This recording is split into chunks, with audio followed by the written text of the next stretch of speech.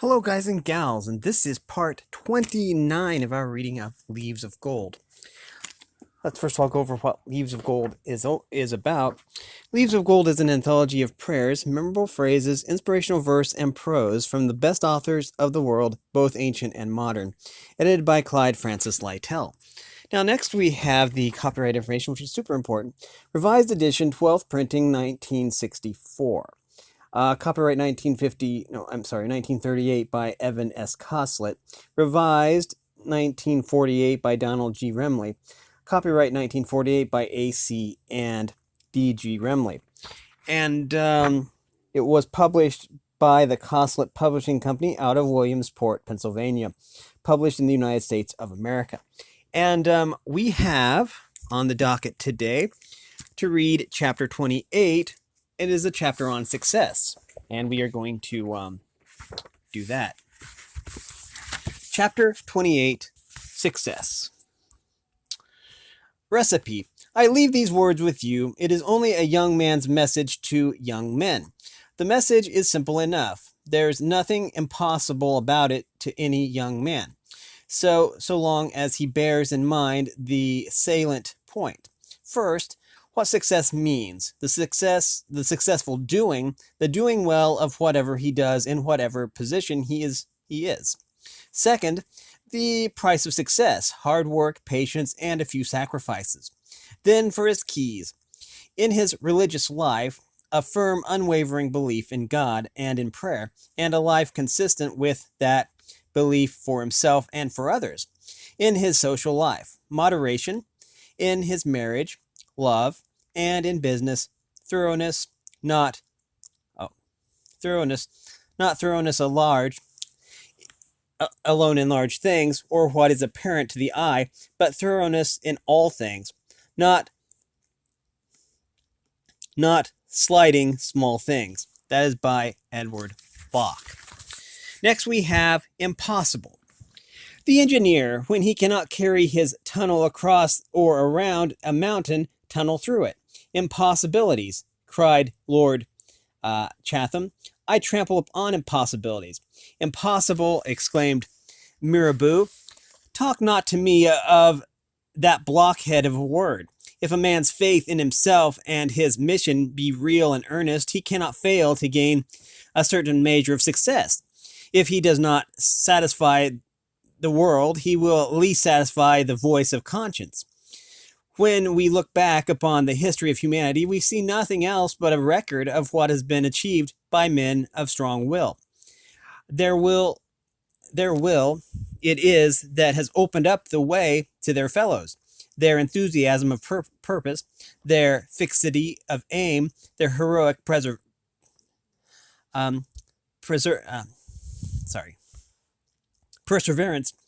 We are all inheritors of what these high qualities have won. The world is no longer clay, said Emerson, but rather iron in the hands of its workers, and men have got to hammer out a place for themselves by steady and rugged blows. Next we have how to win.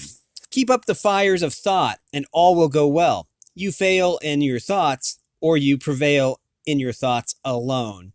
That is by Thoreau. Next we have victory. There is a serene providence which rules the fate of nations, which makes little account of time, little of one generation or race, makes no account of disasters, conquers alike,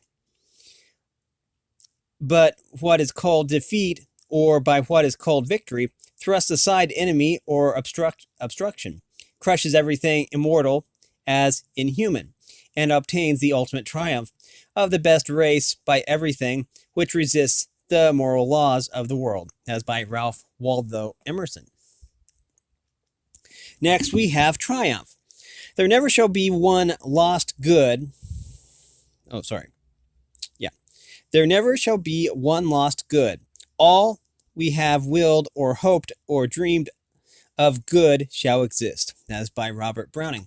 And then we have home at last.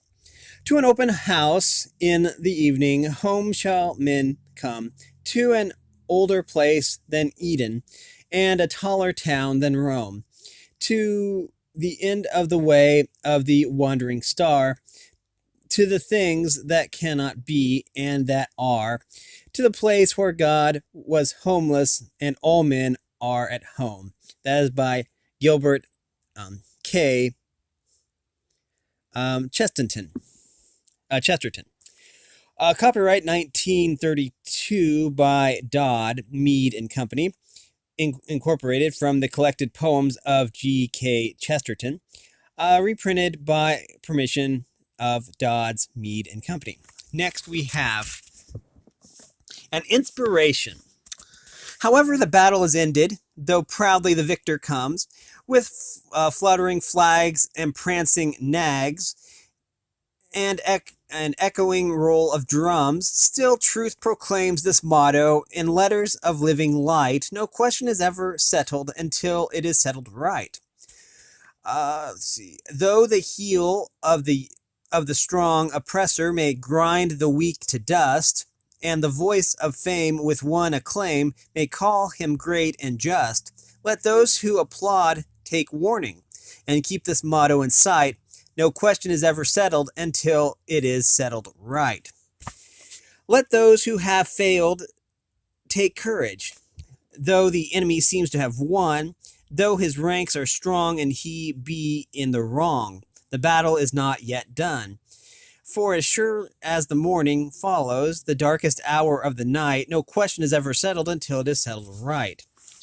O man bowed down with labor, O woman young yet old, O heart oppressed by in the toiler's breast, and crushed by the power of gold, keep on with your weary battle against triumphant might. No question is ever settled until it is settled right. That is by Ella Wheeler Wilcox.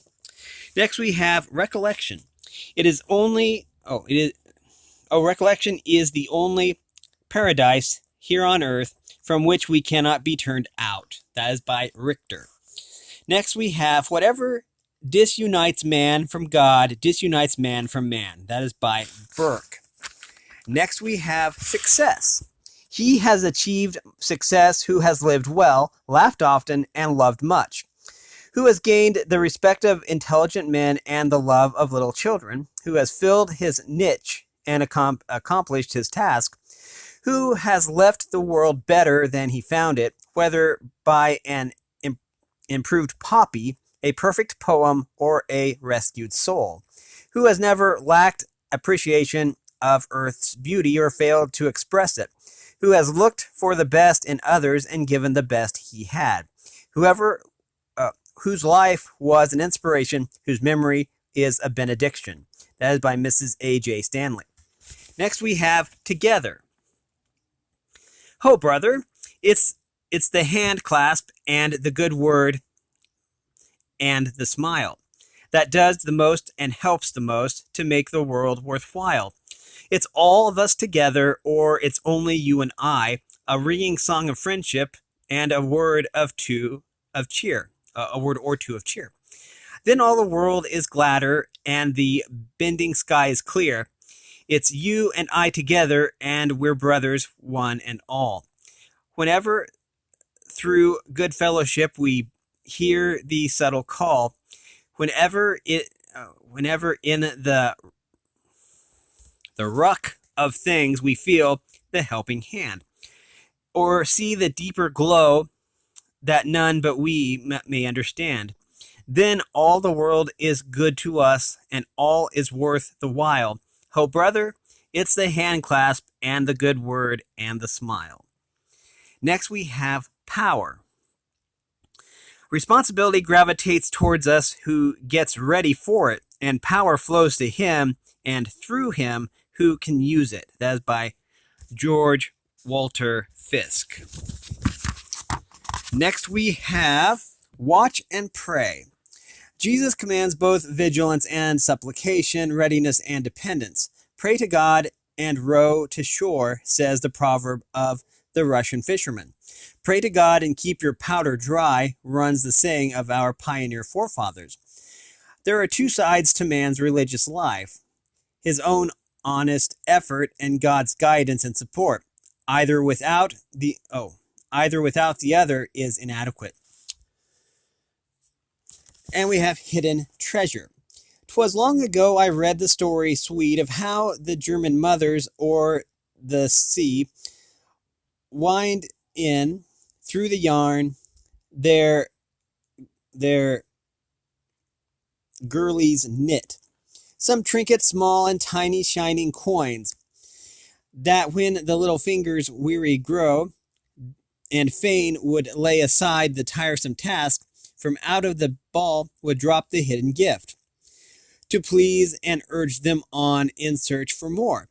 And so I think the Father kind above winds in and out the skein of life we weave through all the years, bright tokens of his love, that when we weary grow and long for rest, they help to cheer and urge us on for more. And far down within the ball we find, when all the threads of life at last are spun, the grandest gift of all, eternal life. That's by Anonymous. Think back. Think back. Often a retrospect delights the mind. That's by Dante. Now we have Stand Your Ground. The following story was told about Henry Ward Beecher as a boy. The teacher in the school he attended asked a boy a question which the boy answered. Apparently the teacher was much incensed at the answer and cried testily, "Sit down." The abashed boy sat abruptly down. Several boys were asked the same question and gave the same answer, and promptly became confused when the teacher voiced his unexplained disapproval.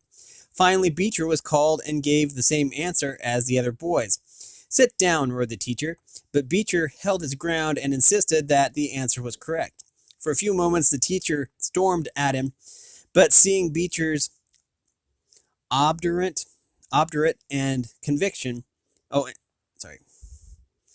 But seeing Beecher obdurate and convinced, he smiled and said, "Well, boys, you were all correct, but Beecher was the only one sure enough to stand up for it. It is important that not only to give the right answer, but to stick it through thick and thin." Next we have My Wage. I bargained my life for a penny, and life would pay no more. However, I begged at evening when I counted my scanty score. For life is a just employer. He gives you what you ask, but only you have set the wages. Why, you must bear the task. I worked for a mental's hire. I worked for a menial's hire, only to learn dismayed that any wage I had asked of life would have paid. That is by Jesse B. Rittenhouse. Next, and it's from The Door of Dreams by I can't make out this word. Jesse Bella Rittenhouse. Used with permission of the producers, Houghton Mifflin Company. Next, we have Work. Work first and then rest. That is by John Ruskin. It is an insert. Next, we have The Folly of Impatience. Okay, just checking here. Okay, and this is the last page. Okay. The folly of impatience. Action taken under the impulse of haste and impatience is usually foolish. A superficial glance often seems to justify a course which a little patience reveals as the utterest folly. Impatience accounts for many wild schemes in days of emergency and creates many a frightful panic. Action is the result towards which thought tends, but impatient action is always the result of folly. Can you hope to hit the mark if you go off at half cock? Now then, we have whoever sincerely endeavors to do all the good he can will probably do much more than he imagines or will ever know to the day of judgment, when the secret of all hearts shall be made manifest. And that's by Anonymous. Next we have preparedness. For all your day prepare, and meet them ever alike, when you are the anvil bear, when you are the hammer strike. That is by Edwin Markham, and that is reprinted with permission. Next, we have I have come to see life not as a chase of forever impossible personal happiness, but as a field of endeavor toward the happiness of the whole human family. There is no other success. I know indeed of nothing more subtly satisfying and cheering than a knowledge of the real good will and appreciation of others. Still, happiness does not come with money, nor does it flow from the fine physical state. It cannot be bought, but it is the keenest joy, after all, and the toiler's truest and best reward. That is by William Dean Howells. Next, we have overconfidence. Sir James M. Barrie said, "We are all of us failures. At least all the best of us are. The man who is in real danger is the man who thinks he is perfectly safe." Next, we have efficiency. Nothing, said Carlyle, is more terrible than activity without insight. The tragedy of life is not hardship, labor, suffering, but meaninglessness, emptiness, effort without objective. The fever-racked man who aimlessly passes through the motions of his accustomed daily conduct is a pitiable object. How much more so those whose daily conduct is merely the expression of the fever of life. Only the man whose activity is directed by a great purpose can be fundamentally happy. Life easily degenerates into the mere dance of death until it be intelligently directed. Behind the expenditure of the precious energy of life, there must be the highest degree of wisdom. Otherwise, that energy, which could never be recaptured, is wasted. The human race is the human race is in the best condition when it has the greatest degree of liberty. That's by Dante. And lastly, we have make your own luck. If a man exercises foresight and develops the strength and courage to include various contingencies in the scope of his plans, he puts luck in its proper place as the minor uncertainty that leads savor to life. Luck is too much dependent on men to be a god. Nansen once said of Amundsen. Nansen once said of Amundsen's discovery of the South Pole, "Let no one come and prate about luck and chance. Amundsen's luck is that of the strong man who looks ahead." And that is going to do it for this particular reading.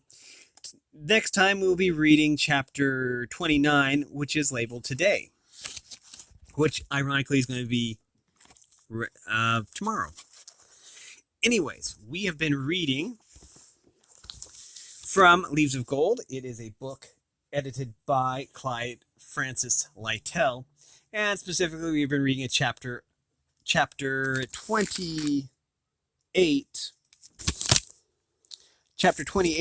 on success.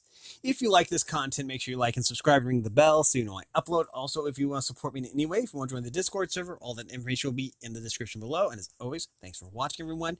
You are loved, and have a great day.